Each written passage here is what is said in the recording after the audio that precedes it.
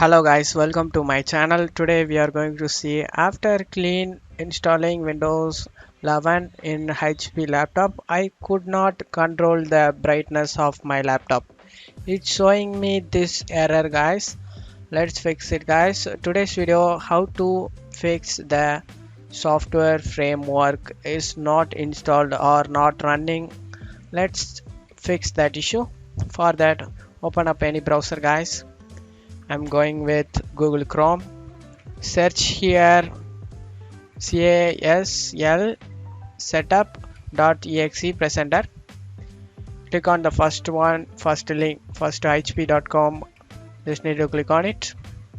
HP website. Just need to scroll down. Here we get link. Scroll down. Click on the link in here. Click on it.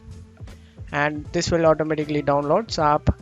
You just need to click on three dot icon and select the show in folder. After getting downloaded done, just need to double click on it and install it guys.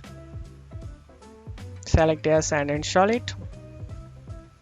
After getting installed done, click on finish and close out of here and go ahead and restart your PC.